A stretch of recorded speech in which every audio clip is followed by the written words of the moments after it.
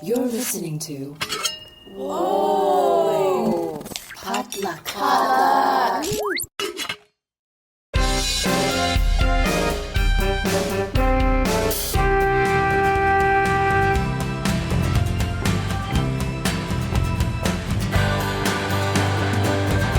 Welcome back to the Asians in Hockey podcast. As always, I'm your host, Nate Nickel. So, if you're wondering why I'm getting episodes out a little bit more rapidly than usual, it's because I've got several interviews with some incredible women who have a huge impact on the sport, and I want to celebrate Women's History Month by sharing these with you throughout the month.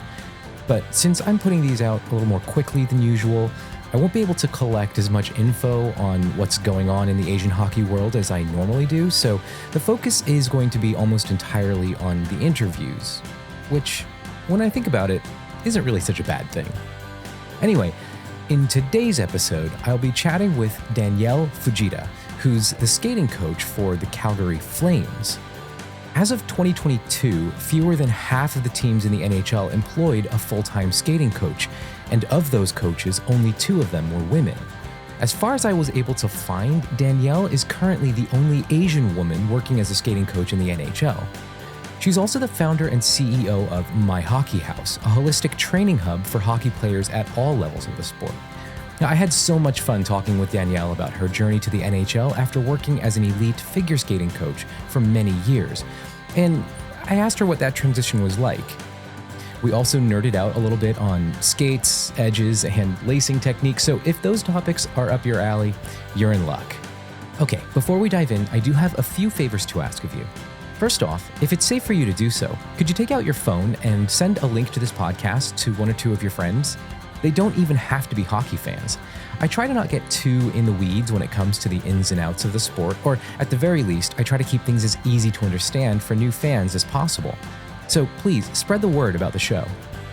Secondly, I would love it if you could post a quick 5-star review on Apple Podcasts.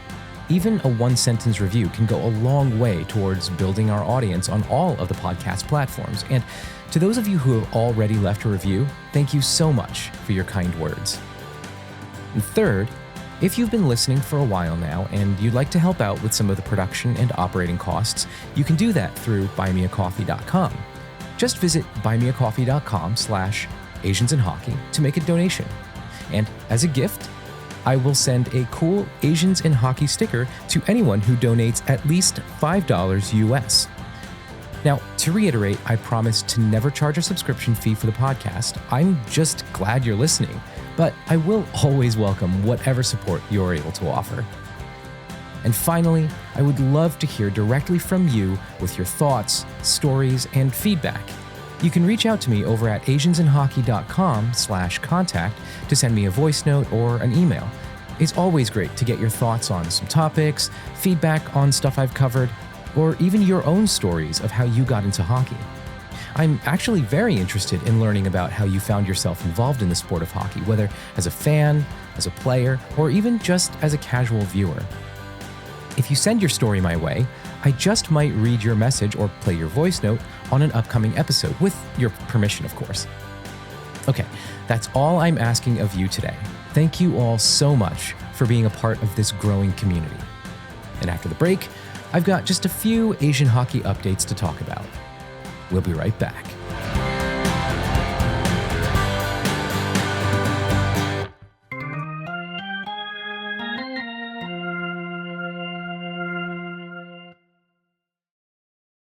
Hey Brian, did you go to Saturday school as a kid? I sure did. Did you? Totally. Well, at our podcast, Saturday School, we don't teach a language, but we pass along the culture that we do know. And that's Asian American pop culture. Ada's a journalist, and I'm a professor and film festival programmer. We've watched a lot of great Asian American movies, and we want you to watch them too. Come listen to us as we look back at the pioneering films that have led us to today. So I'm recording this episode a few days before I publish it, so some of this info might be outdated by the time you hear this, but I figure that's totally fine. Also, since I'm pushing these episodes out more frequently than I usually do, and since I really need to get back to working on my research paper for one of my classes, I'm not going to run down the whole list of Asian hockey players. If you want the names I've collected thus far, you can actually just go back one episode where I did a brief rundown of the names of Asian players that I've so far been able to put together. Of course, there are many more out there, and since countries like Japan and Korea are building their hockey leagues, there are way more than I can realistically keep track of.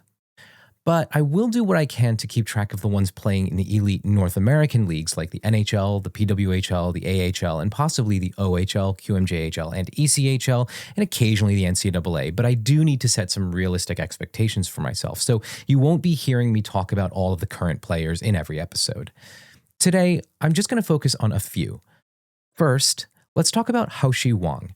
The San Jose Sharks prospect was traded to the Niagara Ice Dogs by the Oshawa Generals at the beginning of this calendar year. He is a massive defender, standing at 6'6" and 220 pounds.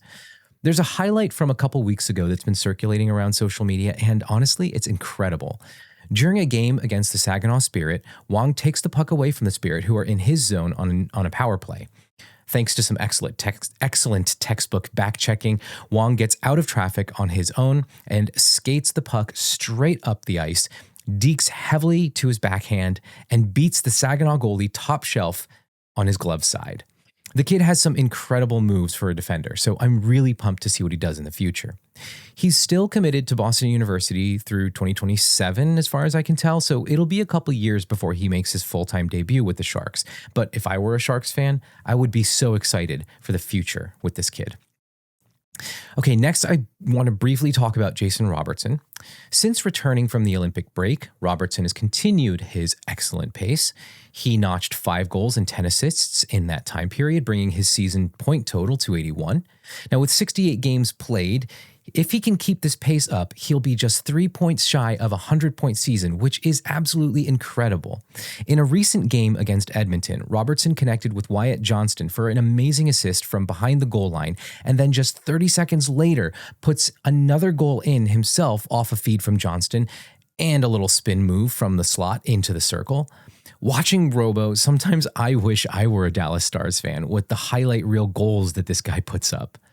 To finish up the men's side of things, I do have to talk about our podcast's unofficial captain, Nick Suzuki, who has notched 6 goals and 9 assists since returning from his trip to Milan representing Canada at the Olympics. Like Robertson, Suzuki is maintaining an outstanding pace in points, and similarly to Robertson, Suzuki is at 80 points in 67 games played. If he continues at this pace, he could very well hit the 98 points mark by the end of the season. In a recent game against the Habs' arch-rivals, the Boston Bruins, Suzuki put up a goal and an assist to power them to an absolute stunner of an OT win.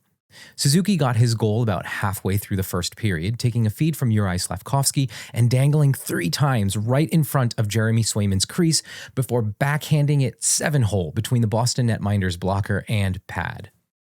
Suzuki's assist came in overtime when he fired the puck toward the net right onto Cole Caulfield's stick, who was left wide open on Swayman's weak side. That assist also put Caulfield into the 40-goal club this season, which is quite the achievement, especially when you consider the fact that Caulfield reached the milestone without a single empty netter. And if I'm remembering correctly, I believe he has yet to score an empty net goal in his entire career so far in the NHL. Now, I don't want to gush too much about any non-Asians on this show, but as a Habs fan, I do need to give some stick taps to Cole Caulfield. He's leading the league with 5 overtime goals, has the Habs franchise record of 13 OT goals, and has scored 40 this year without an empty netter. It's honestly so fitting that his 40th goal came in overtime. Congrats, Cole. Okay, this next one stings a little bit. So, of course, right after I declare on this podcast that I'm following the New York Sirens, Anna Szigeti just had to go and remind me that I shouldn't be rooting against the PWHL's most Asian team. Now, I stayed up late to catch this one, having recently declared my allegiance to the Sirens and deciding to put in more of an effort to consistently watch their games. And who do I see all over the ice, winning puck battles, digging into corners, and getting involved in every key play? Anna Szigeti. So it was only fitting that the opening goal, which was scored just under halfway through the opening period, would come in off Szigeti's stick, going across the crease to the weak side and freezing New York's goalie Kaylee Osborne.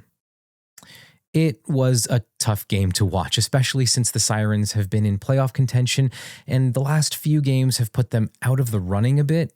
And with just 9 games left in the regular season, it's starting to look less and less likely that the Sirens will even make it into the playoffs, especially since they've lost Casey O'Brien and Taylor Girard, 2 key goal-scoring and playmaking threats, to injury. I love what Sarah Fillier brings to this team. She is my favorite player, after all, but she really can't do all of the offensive work on her own, not to mention the fact that New York's number 2 goalie is also injured. So if anything happens to Osborne, the Sirens will have to go to their number 3, Kaylee Doyle, who hasn't seen any game time at all this season. Okay, this isn't a Sirens podcast, so let me get back to the subject matter at hand. I really don't want to admit how much I loved Szegedi's goal. It was her first ever PWHL point, so of course her celly was incredibly contagious, and I was absolutely pumped for her. I'll admit I did watch the locker room celebrations on Instagram, and I'm so happy for her. So congrats on your first PWHL goal, your first PWHL point, and on being named the first star of the game. I just wish you hadn't done it against the Sirens. Okay, let's take a quick break, and after that, I'll be talking with Calgary Flames skating coach Danielle Fujita. We'll be right back.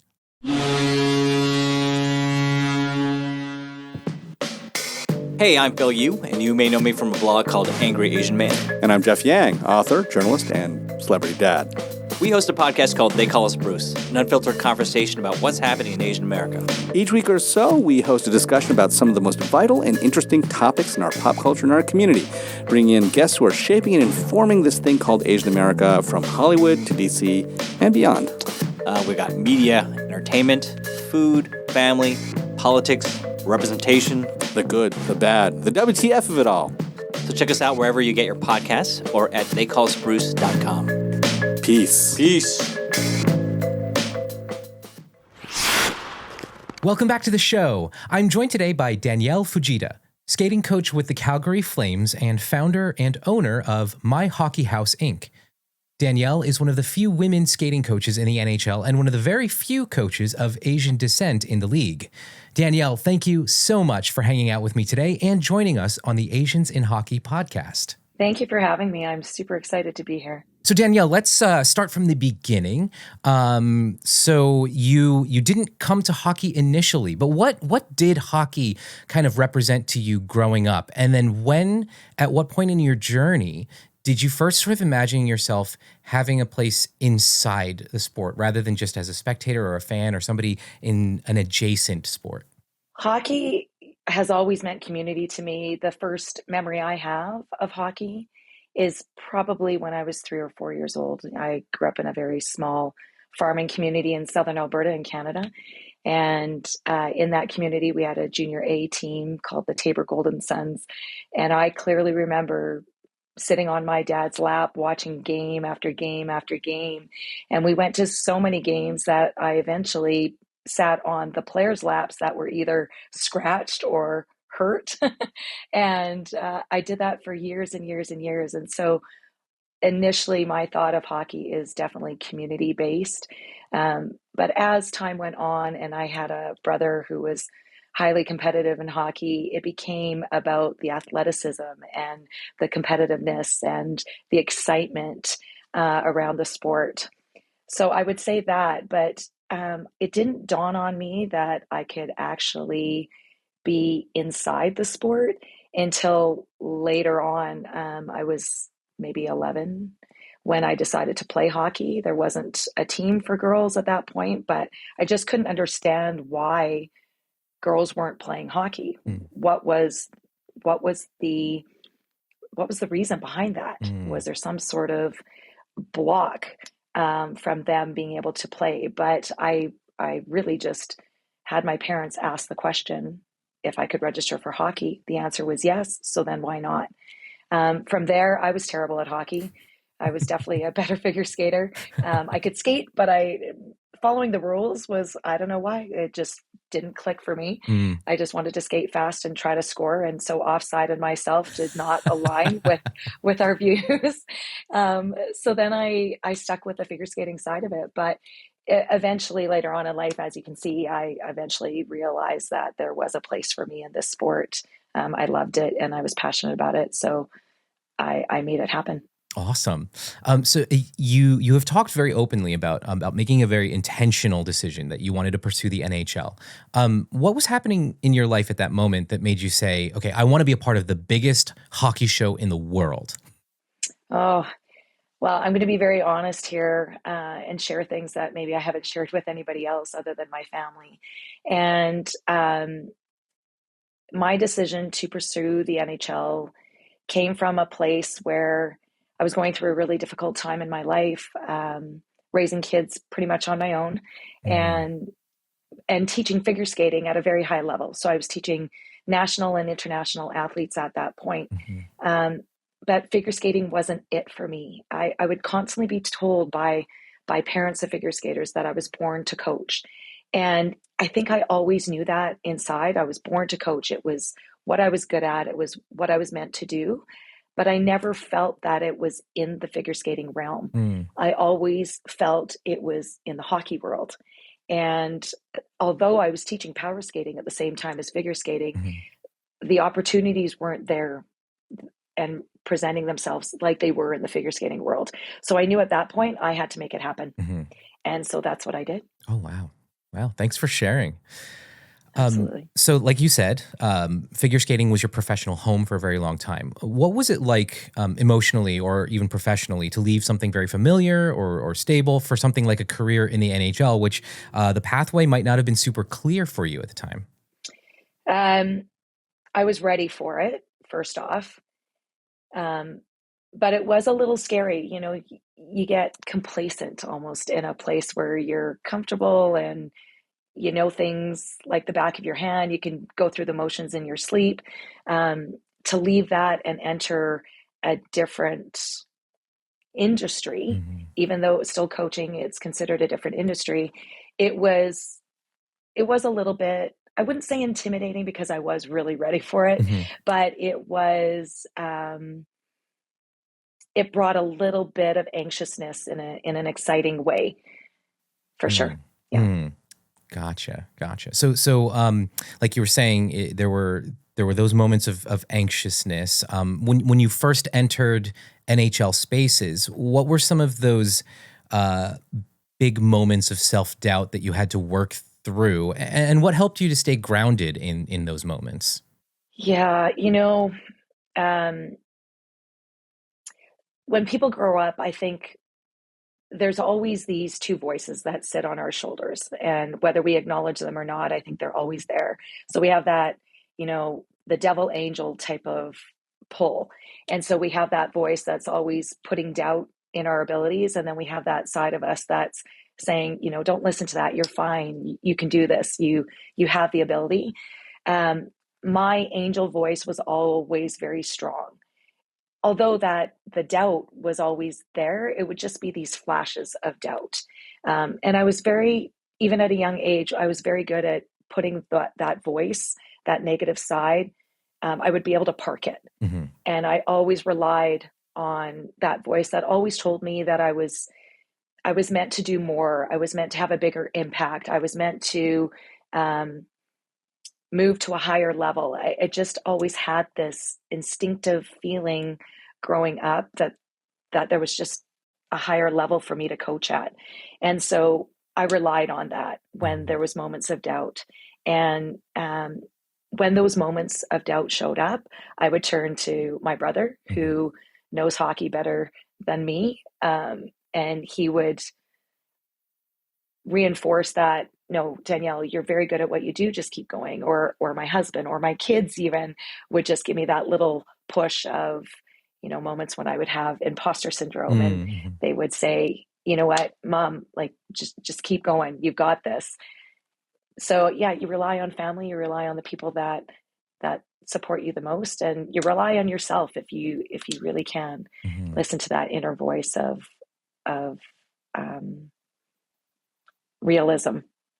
Because I do think that voice of doubt, it's not real, but we tend to listen to it more than we want to. Yeah, that's so powerful and so relatable. Thank you. So hockey as a sport, it often frames success as toughness or endurance, and we see there's a lot of conversations about how hockey players sort of handle themselves in those moments, particularly when it comes to injury. Mm-hmm.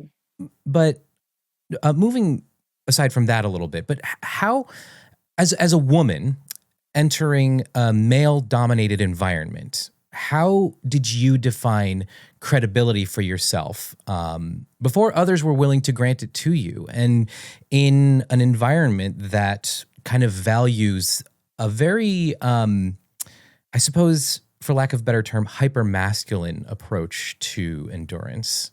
Mm-hmm. Very fair comment. And great question.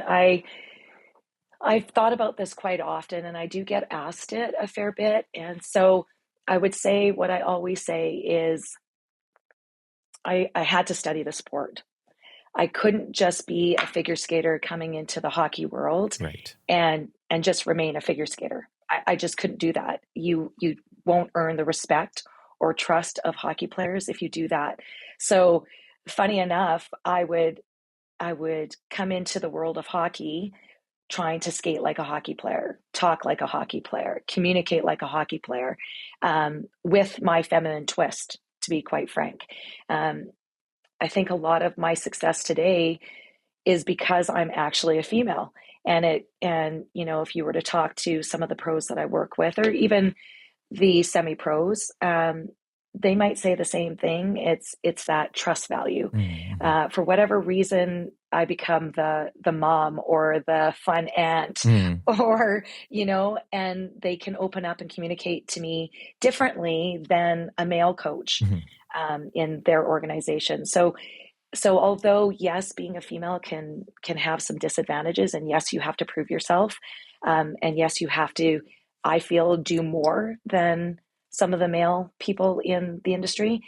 At the same time, there are some benefits, and I think that relying or leaning on both of those sides of the coin is what has allowed me to pursue my career in the NHL.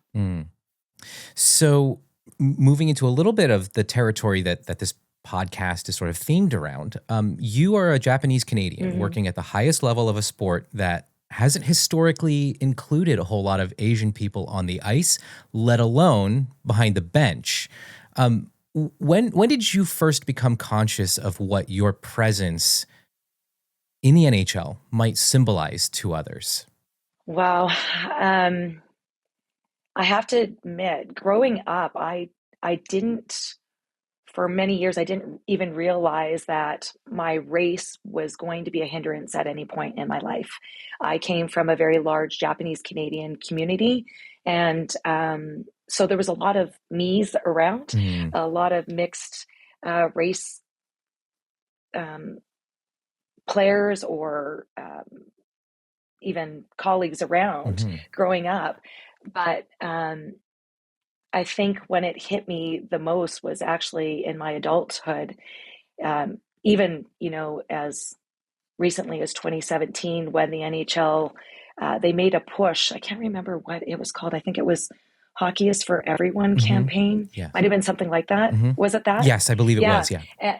Yeah, I think it was back in 2017 when I realized there was a need for inclusivity. There was a need to acknowledge that there's different races, genders, identities out there, and people of all natures needed to be included. So, funny enough, I just didn't find it a hindrance until later in life. But then, as we spoke off camera, off mic, about 2020 and COVID and all that was happening, and even the George Floyd incident. That's when it really came to front for me that wow, there is a need to bring not just race, not just gender, but also LGBTQ plus. All of it needed to come to be more. What's the word? Maybe inclusive, open. It all needed to be more brought to the forefront, I think, than it had been at that point. So,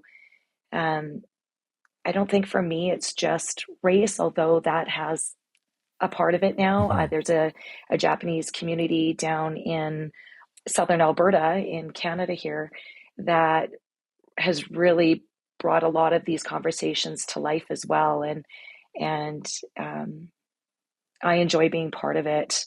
I enjoy being that picture of a female Asian Canadian that other women or Asians can look at and go, you know what, there's no boundaries. There really is no boundaries. Yeah. And it's time to grab a hold of that belief and run with it. Yeah, no, absolutely. And I think to your point, that sense of representation can really be so empowering. The TV show Heated Rivalry, as an example, that just Yes. blew up, and I was so encouraged to see not only the sort of the marquee headline of gay hockey, which was really cool to see that representation on screen in such a meaningful and positive way, but also that one of the characters, the lead character in the show, is part Asian, and so there's even a little nod to some of what we as Asian Americans and Asian Canadians struggle with as we navigate this landscape of a sport that has been historically very white centric. So it was really cool to see. And like I was saying, representation, it can be very empowering, but it can also come with pressure, especially for someone like you who's in a somewhat high profile position. How do you navigate being visible as an Asian woman without feeling like you have to represent everyone who looks like you? Yeah. I try not to feel the pressure. I really try to make it more about leading by example in all aspects of life. So whether I'm leading by example as a mom and a role model to my children, leading by example as an Asian, leading by example as a female, leading by example as I'm a proud LGBTQ plus mom. My daughters are LGBTQ plus. And so for me, yes, there's maybe pressure, but it's very positive pressure. Somebody needs, it's not just me. I haven't pioneered this. There's got to be others out there, right? There's got to be others out there, and so I'm so honored, and I feel so privileged to be just one of many Asians in hockey, and to be a female at the same time. And I do take it very seriously. And so for me, it's the old golden key phrase of you want to treat others as you want to be treated. It comes down to that. It really does. And so we're all humans. We all bleed the same. And so please let that lead the way, and not the color of our skin, the color of our hair, the shape of our eyes, the identity of gender that we are, whatever the case may be.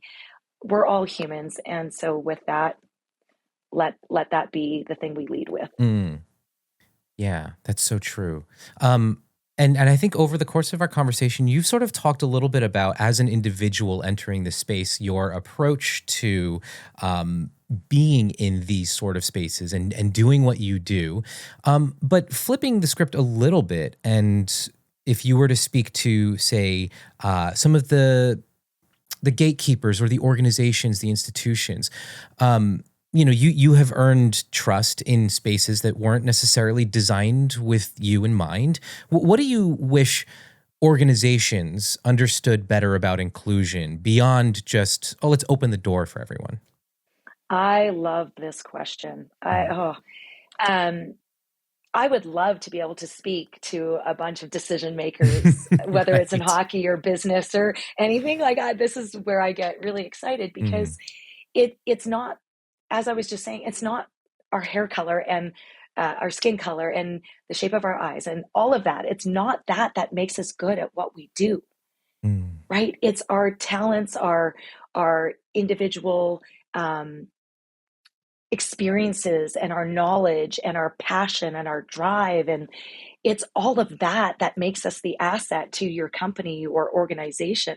It has nothing to do with whether I'm a female or a male. It has nothing to do whether I'm Caucasian or Japanese. That has nothing to do with it. And so there's many people, for whatever reason, upbringing or their own personal experiences, that somehow think that it is those traits that make us smart or not smart, make us capable of our jobs or not capable, when really, in fact, it's our own individual knowledge and experiences and education, and our individual way of communicating, quite frankly. In my role, it's my communication that I have been told is really a key trait to why I am successful with my players. I have abilities to communicate with different players with different deficiencies in their game, and somehow my communication can bring out the best in them. And that has nothing to do with my race. Yeah. And it's your individual skill set and your personal experiences that shape what you do and how you do it and your effectiveness. So that's a really good reminder. So I want to give you the chance to talk a little bit about some of your work outside the Calgary Flames. You founded a group called My Hockey House that sort of serves as a kind of hub for development and training resources for players at many different levels. Could you tell us a little bit about the foundation of this program, how it started, and your vision for the program overall, what you hope that players take away from the coaching and training that they receive from you and your team? Yes, sure. So My Hockey House came to fruition because of all the parents and players that would come to me asking for help, and not just in the skating aspect. It was more in they wanted help with nutrition or mental performance or with specific skills. There's so many different entities to hockey that you need to develop to become a well-rounded player. I didn't have the access to all those resources. I was the skating coach. And so when that was happening, I ended up thinking, geez, there is a real need for this hub, this home for players or parents to come to access those resources. And that's really how My Hockey House started. And so with this company, it's a fully encompassed development home that everyone can come to and get what they need. Yeah, that is awesome. Thank you. That is really cool to think in that sort of holistic way. And I just wish you all the best in everything that you're doing with that group. It seems like such a cool endeavor. Thank you. I appreciate that. Yeah, absolutely. So you mentioned to me offline that you're a couple years into working on a book about technical skating for Human Kinetics Publishing. What did it mean to you personally to realize or even discover that your knowledge and experience were worth preserving and sharing in that way? That was quite a moment when they contacted me, and it quite honestly, it took me a few months to process the fact that they were relying on my knowledge and my expertise to be shared with the world. And at that point, I think it really hit me that I had something to share, and not just locally. I had something to share with everybody. And so as exciting as that was, and as honored as I felt, I also felt a whole new level of stress and a whole new level of pressure, because I was going to eventually have to put myself out there for scrutiny and rejection. Right. that is a hard place to go. I'm very private. I'm very, very private, and it's taken me a really long time to even allow myself to get onto Instagram, and that's been a whole eye opener. And I've had to grow a bit of a shield of armor and not let people's comments, pierce me. I've had to learn to let it bounce off of me. But it's been a really good way to grow as an individual. And so this book, it's been the biggest challenge of my career, having to articulate my technique and philosophies and concepts on paper. That's been a challenge of its own. But to accept the fact that this is going to be published and be out for the world to see, I'm still working around that. Yeah. As well. So that's gotta be wild. It is wild. It is wild. I'm looking forward to it, but at the same time, quite scared. Well, I mean, good luck with all of that. Thank you. I'm excited to see your name on a book cover. That'll be a lot of fun. Thank you. I push myself to say this is my legacy for my children. This is a legacy that I can leave behind. Certainly not doing it for any other reason other than the fact that, it's something that I can leave behind when I'm no longer here as a testament to the work that I've put into this sport and to my career. And how Asian of you to think so first and foremost about your legacy. I've never thought about that, Nate. Oh my gosh, you are so right. It is very Asian. It is very Asian. That's great. So speaking of legacy, when you think about the next generation, especially young girls and Asian kids watching hockey, what do you hope that they take away from perhaps your story that you didn't get to see growing up? Don't let the doubters get in your way, and don't let yourself get in your way. Find your truth. You don't have to listen to the haters. You don't have to listen to people not speaking your truth just because they doubt you and they think you're not capable. Get rid of that. I always say flush it. Put it in that toilet, flush that toilet, let it go, and don't ever let it rise again. You're capable of anything. Yeah, absolutely. That's so encouraging and empowering. And I'm gonna throw in a question that I didn't put on our script today, but I'm curious your thoughts on some of the shifting landscape in professional hockey, and with the rise of the PWHL. What are some of the things that you're observing that are both encouraging and maybe that you would like to hopefully see shift in the future with this new hockey landscape that we're seeing for women? This new shift has been so positive. It really, every time I see an ad for a game for the PWHL, or I see Jessica Campbell doing something on Instagram or anything for Seattle, it puts a smile on my face, but it also gives me this energy, this empowerment within that women are doing it. They really are doing it. They're defying against all odds. They're getting rid of the myths that were once out there. A lot of people would think, I would hear many, many moons ago, but I would often hear things like, men at a high level will not listen to a woman in authority. That's not the case. If the woman in an authority position is knowledgeable and is able to communicate that knowledge in an effective way, it doesn't matter, man or woman, they're going to be heard. People are going to listen to them. And, things like women don't have the competitiveness that men do.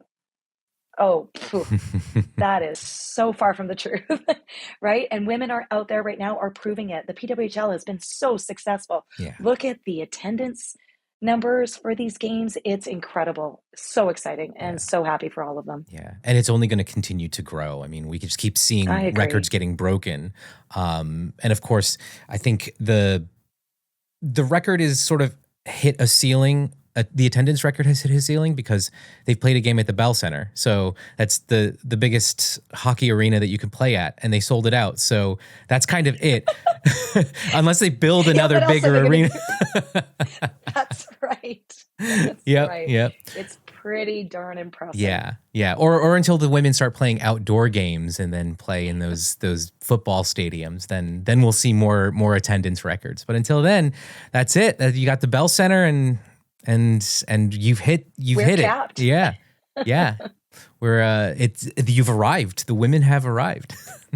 Yeah.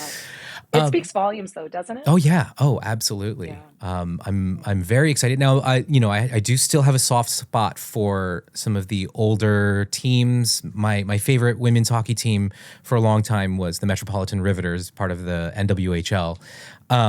So I was bummed to see all of that disappear, but to see the high profile that the PWHL has in comparison to what came before, that fills me with hope and excitement for what's to come in hockey.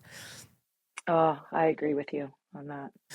So before we wrap up, I do want to throw a few little rapid fire questions at you. Oh, sure. So share Let me sit up. Yeah, absolutely. Okay, all right. Ready, set, go. Okay, here we go. So if you could share a moment where you felt like you truly belonged somewhere. It can be in hockey, it can be elsewhere, but a moment that you felt like, I'm here, I belong here. Well, that's not going to be rapid fire. Yeah. That's Yeah, actually, now I'm reading that, I'm like, yeah, that's not rapid fire. So I'll give you, we'll start the rapid fire round after this one. After this. Oh, gosh. Now you're really going to make me think. Wow. Okay. So being 100% vulnerable, I don't know if I've ever felt 100% in a place of belonging. If I'm with a group of, this is getting deeper than I expected to go That's today. That's totally fine, because you know what? Okay. I'm sitting here going like, oh my God, I relate to this so much and I want to hear what you have to say even more. Yeah. So if you put me in a group of women, I look like I belong, but I don't know if it's my personality, but it's more my interests, my passions don't always align with women. I'm very tomboyish. Although, I like my nails, I like to do my hair, I like my makeup, but also put me out on a football field and throw me a ball and I'm in, give me a baseball bat and I want to hit a homer. Like I love my sports. And so that doesn't always allow me to align with all women. I also don't like to drink wine, so that also kicks me out of that group. But then you put me around a group of hockey players, say like a bunch of men, and it's so great because I can talk hockey and talk about the things I'm really interested in, and we align and get along that way. But then obviously I don't look like I belong, and there's some boundaries there that have to remain because I am female and they're male. So then that's not a group that I feel I belong in. And in the skating world in hockey, it is such a small entity. I'm not a regular coach on the bench, so I don't really belong with those coaches. I'm not a regular skills coach, with shooting and stick handling. I'm more the intricate technical side of the sport. So it's funny you asked me that, because being really honest, I don't know that there is a spot. The place that I feel most home is obviously on the ice, but that doesn't mean I truly feel a sense of 100% belonging. Yeah. That's so incredibly relatable, and I'm sure if I'm feeling that after hearing you tell that, I'm sure plenty of people who hear this feel similarly, which is why I think the more we do work like this to create belonging, to create spaces where people feel comfortable just being themselves, I think that's the work that I want to keep committing myself to. So yeah, I think if I could just add to that, I think of so many different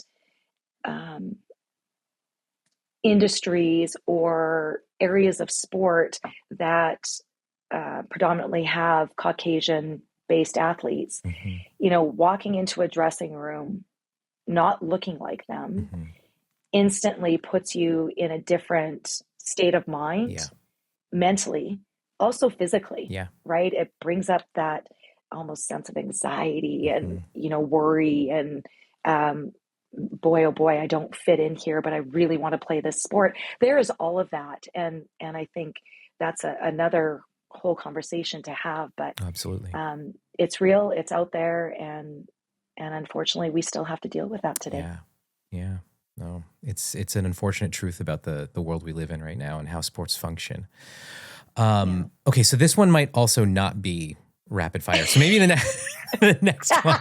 This is great. Tell me who's someone who believed in you before you believed in yourself? Other than the easy, my parents type of one. Let's stay away from the easy one. My parents, other than my parents and my brother, I would say, oh gosh, this might surprise many people, but I would think, thinking back, I would say it would be Kent Kabelka and Craig Conroy. Kent Kabelka is our head trainer of the Calgary Flames, and Craig Conroy is now our GM. At the time that I met him, he was the assistant GM. Okay. Both those men were pivotal in my success. And Kent Kabelka, he really pushed me. He pushed me because he believed in what I had to offer. And Craig did the same. But Kent, he was the one that threw me at players. Go, you're on the ice, like you're going to do it. And had it not been for him, I think I may have hesitated getting on the ice with as many players as I did at the high levels that they were at. So I'm looking at all of these questions, and they're kind of sort of rapid fire, but not quite really. But we'll go with it. Okay. So, one myth about women in hockey that you would love to retire. The fact that we don't know what we're talking about. Yeah. That we don't have the knowledge and experience that can be successful at a high level. That is obviously, people are showing that all the time, that it's not true. Absolutely. Not to mention the fact that everyone can learn. It's not like you started off life not knowing everything about hockey. 100%. And we continue to learn. I mean, I think the best part of my job and my career is that I continuously get to learn. Yeah. Hockey is always evolving, right? Absolutely. So you want to stay on top of it, and you don't want the archaic way of teaching. You want to stay modern and up to date. And that's the greatest part of it. Yeah. You want to keep learning. Yeah, no, absolutely. Okay, so what's one bad skating habit that you see in hockey players that you're constantly having to fix? Oh, this is easy. Low is slow. So it's a saying that we say around my company and down at the Dome a lot too, is skating too low makes you slow. So I always say skating low makes you slow, but loaded is actually where you want to go. Okay. So loaded just means you have more flexion in the ankle and knees, but you're not sitting your butt down like in a chair, because that reduces the ankle flexion, or what a lot of people call shin angle. So that's an easy one. Okay. Being too low is definitely slow. Interesting. That's fascinating. Okay, so I'm going to have to, next time I teach a learn to skate, I'm going to have to back off of some of the stuff that I've said. I hear that all the time from people. Oh no, I'm saying it wrong. No, you know what? We don't know what we don't know. And if you don't study the skating techniques for a living, it's hard to ever know what the modern way or the today's way of doing it is.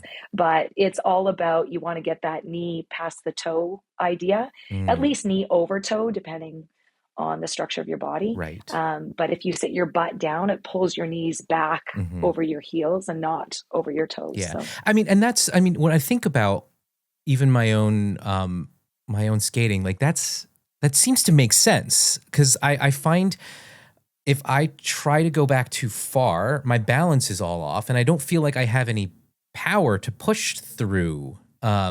Whereas but I do know, and this is something that I always would would tell my kids, like, you bend at your knees, not at your waist, because you always, especially at learn to skate, there's always the people that Yes. are leaning forward and their heads are looking at the ice. And I say, if you look at the ice, that's where you're gonna go. So, Yes.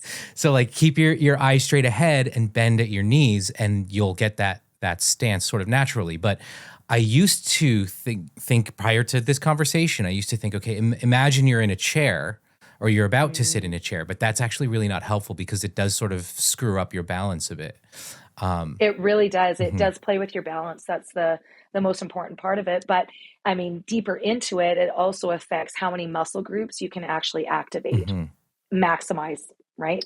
So if I'm sitting down, it's like doing a wall sit. Your first muscle group that starts to burn are your quads. And if you work out in the gym and you know what a deadlift is, or a Romanian deadlift, or anything like that, you know that a forward pitch gets into the back of your backside. It's called the posterior chain, the glutes, the hamstrings. And we want to use those muscles when we push. We need the glutes. The glutes outpower the quads. Even though they're a smaller muscle group, if they're developed properly, they can actually outpower the quads themselves. So why not activate more muscles? You'll get more power. You'll skate faster. So positioning posture is a really important thing, but getting rid of that old idea of sitting in a chair will make a huge difference to your players. And I'm curious, given all of your knowledge, something, again, I'm going to go off script a little bit, but I'm very curious about this. If you were to design a hockey skate, what is something that is currently in the design of hockey skates that you think, I want to change that, I don't like how that's built?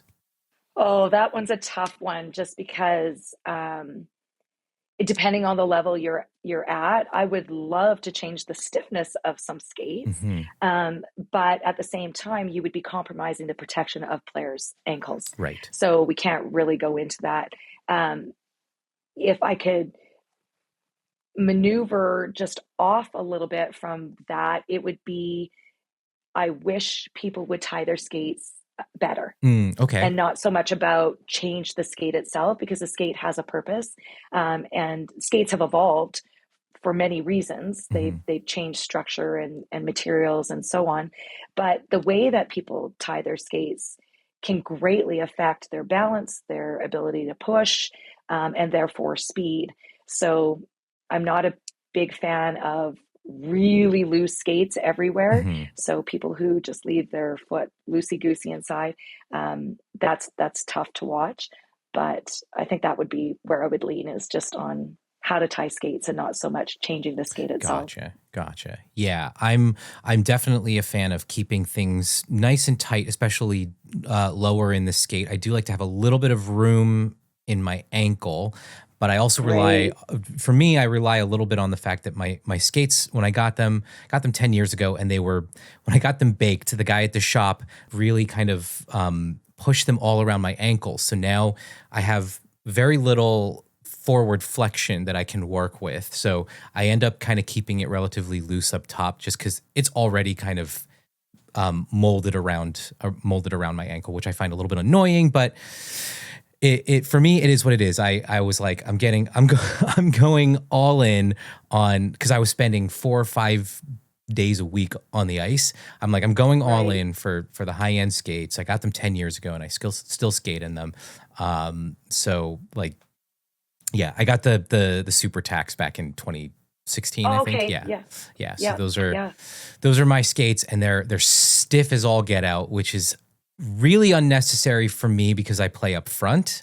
But when I got them, I was playing a little bit more defense. I was playing on a team where, like, there were 3 people who could back skate. So and I got stuck playing defense, and I'm like, I'm no good. But no one else here knows how to skate backwards. So yeah, and I was on that team, and I'm like, when I got my skates, I'm like, I guess I'm playing defense. I'm gonna get these tacks, and then I ended up with them, and I'm just so used to them now at this point that I'm like, it's fine. It is what it is.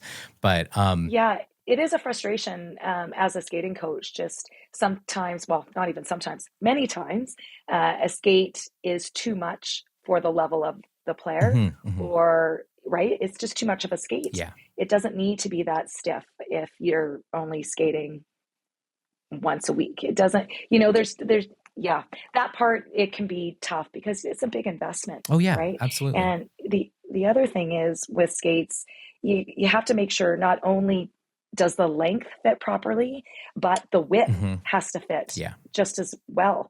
And so if there's too much wrap, if the eyelets go in front of your shin and it's wrapped really tight, that is going to hinder ankle flexion for sure. So you want to make sure the fit and the length, so the width and the length, are appropriate for your foot. Yeah, there's so many things that go into a proper fitting skate, but I love to hear that you're leaving the top a little bit loose. You want to be able to have that bend, so good for you. Yeah, thanks. Yeah. So now I'm kind of curious about that transition from, or the differences between hockey skating and figure skating. So what's one thing about hockey skating that you find more challenging than figure skating, and vice versa? Sure, yeah.